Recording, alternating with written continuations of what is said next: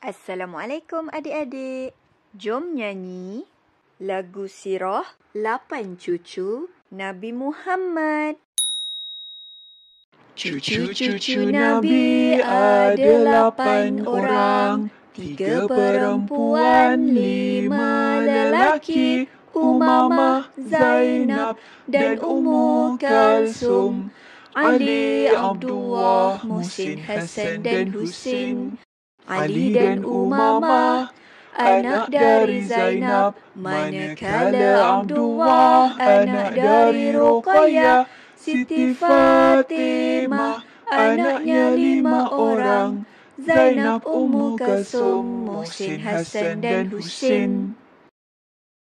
Cucu-cucu Nabi ada 8 orang, 3 perempuan, 5 lelaki. Umamah, Zainab dan Ummu Kalsum.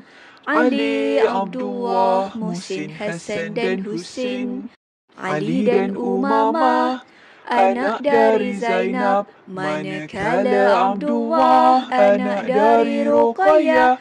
Siti Fatimah, anaknya 5 orang, Zainab, Ummu Kalsum, Muhsin, Hasan dan Husin. Cucu-cucu Nabi ada 8 orang, 3 perempuan, 5 lelaki. Umamah, Zainab dan Ummu Kalsum.